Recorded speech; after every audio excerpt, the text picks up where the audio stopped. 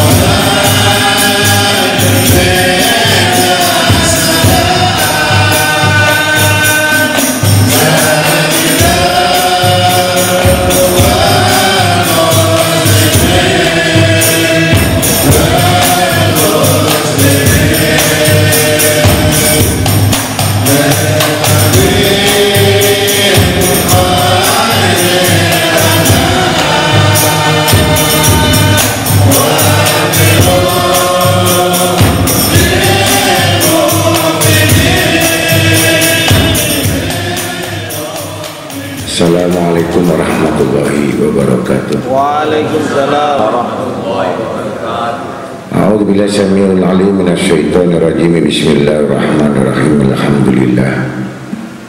Alhamdulillah summa alhamdulilladzi bi ni'matihi tatimmus shalihat wa bi dzikri habibi wa tanazzalu rahmatul barakat.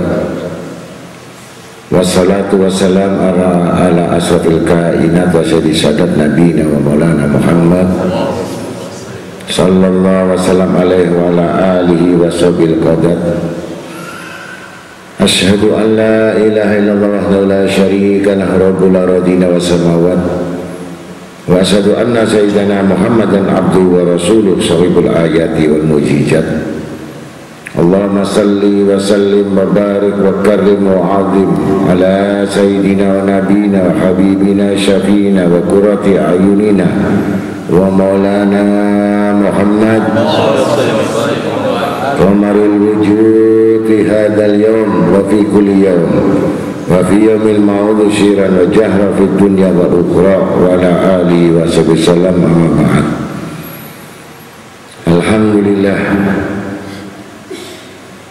malam ini kita masih datang pada hadir dan menginjak kepada pertama dari bulan puasa Ramadan. Mudah-mudahan Allah Ta'ala dengan mengawali puasa ini terbukalah semua kebaikan-kebaikan dan terbukalah semua pintu-pintu taubat, pintu pengampunan, agar kita sekalian mendapatkan naungan-naungan yang berupa rahmat dari Allah Ta'ala.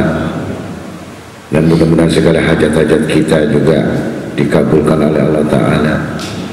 Dan dosa-dosa kita, dosa kedua orang tua kita, dosa kerabat kita, duriat kita, dan semua yang terkait dan terlibat pada kita semuanya, khususnya orang beriman, akan mendapatkan petunjuk dari Allah Ta'ala dan mendapatkan pengampunan dari Allah Ta'ala.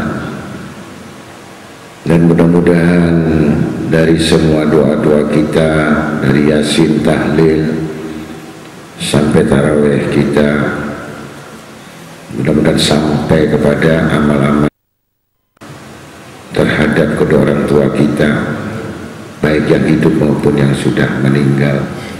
Mudah-mudahan yang di dalam kubur pun mendapatkan maghfirah rahmat dari Allah Ta'ala dan dibangkitkan kelak bersama-sama dengan orang-orang soleh solihah, dan yang dipimpin oleh baginda kita Nabi Muhammad SAW mendapatkan dilun naungan saat di mahsyar.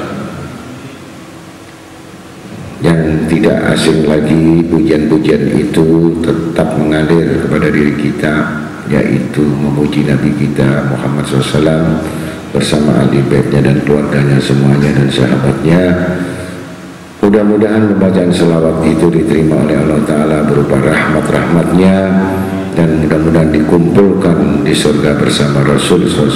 Allahumma syurna bi jumratin nabiyyin wa siddiqin wa suhada wa sholihin wa khasuna ulaika rafiqa dzalika fadlu min Allah kafabila waliyan wa kafabila nasyira bi rahmatika ya arhamar rahimin. Maka untuk selanjutnya malam ini, yaitu bab tentang tanda-tanda penyakit hati.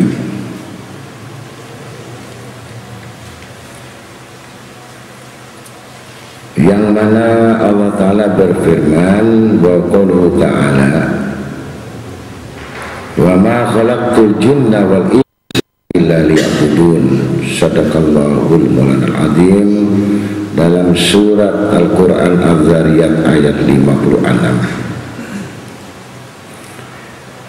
yang artinya tidak aku jadikan jin dan manusia selain untuk beribadah menyembah kepadaku.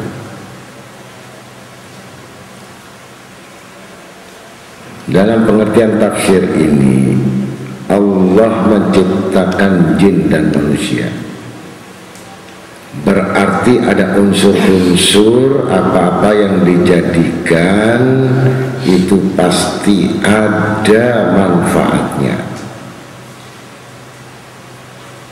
dan hikmahnya. Walaupun yang diciptakan itu berupa jin, jadi jin itu juga wajib untuk sujud dan ibadah kepada Allah. Kalau kita hubungkan ini ayat, bahwa manusia itu sebenarnya dijadikan dalam kebodohan. Innahu kana dzaluma jahula. Artinya sesungguhnya Allah Ta'ala ini dalam menciptakan manusia ini penuh dengan kezaliman. Dan jahula ini kesesatan. Jadi artinya manusia ini pertama dijadikan bukan baik. Bahkan peristiwa pertama Adam dijadikan, saat ditiupkan ruh itu pada Nabi Adam alaihissalam, malaikat menyeru kepada Allah Ta'ala, ya Allah ya Rabbul Alamin, Engkau ciptakan manusia ini tentu akan membawa bala dan bencana dan musibah, karena mengetahui manusia ini ada unsur yaitu hawa nafsu.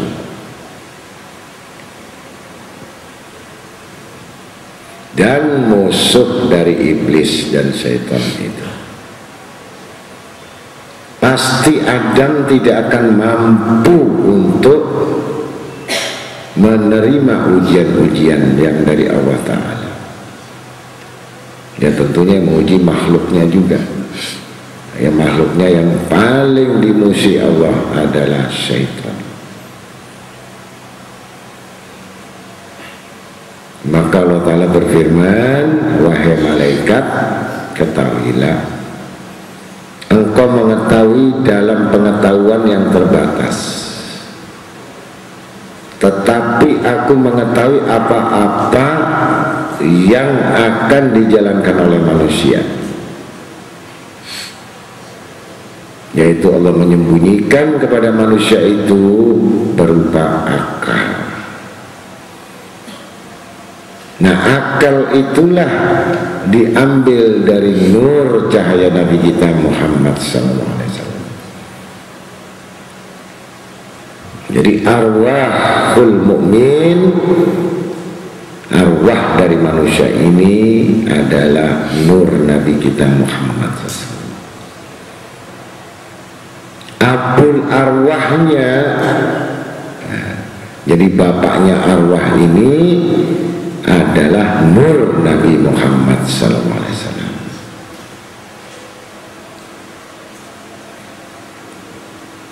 Maka diambil dari pengertian ini, maka Allah menciptakan jin dan manusia.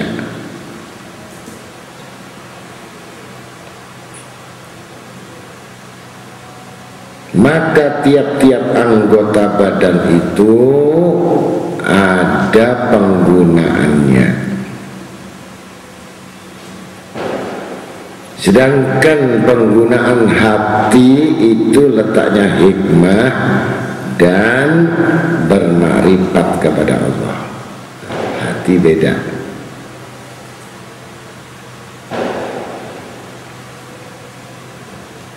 Dan khasiat jiwa bagi manusia itu ialah yang membedakan bentuk manusia dan sifat daripada hewan.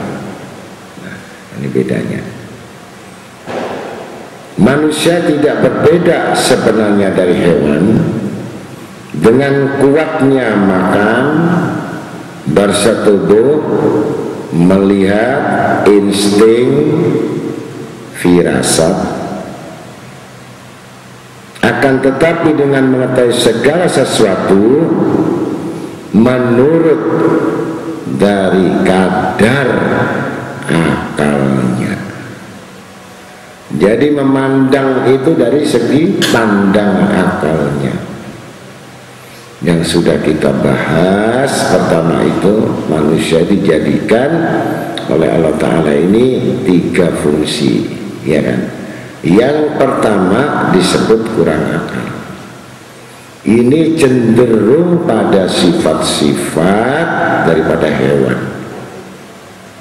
Dan sifat hewan itu ada 2, sifat binatang ternak dan sifat binatang buas. Kemudian dengan pengetahuan akalnya, yaitu dengan mengetahui agama, seluruh aspek pengetahuan ilmiahnya itu masuk menjadi kategori disebut setengah akal.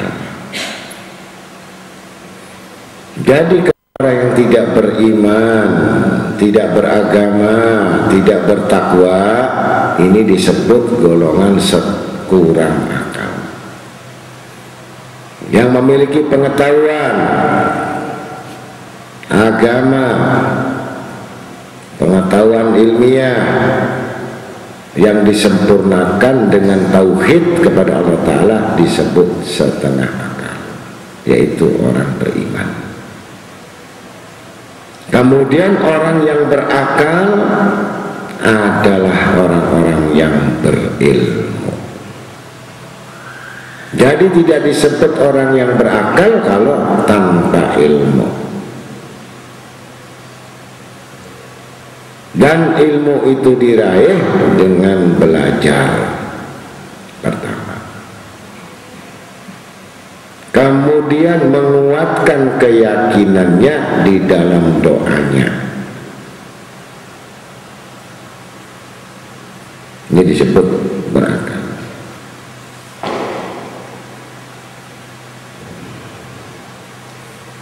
Maka asalnya segala sesuatu al-khaliq, artinya yang menjadikannya,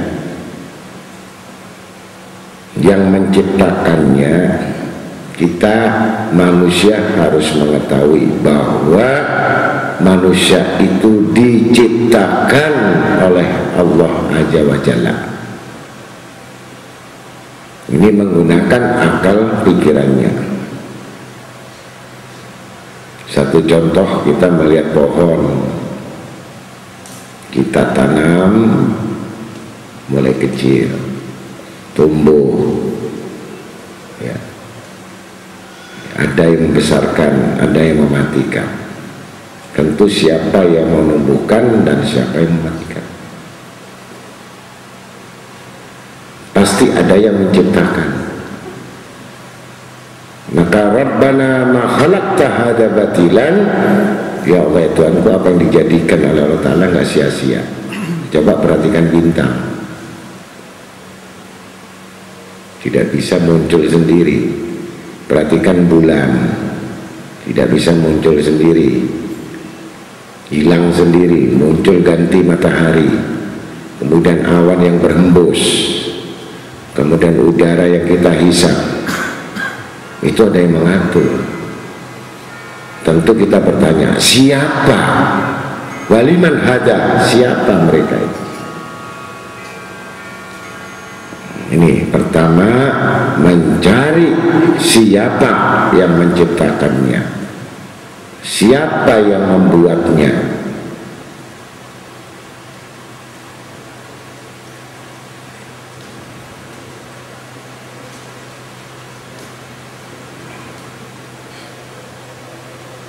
Kalau manusia tidak mengenal sesuatu yang diciptakan atau tidak mengenal Allah, bahkan ada yang bertanya,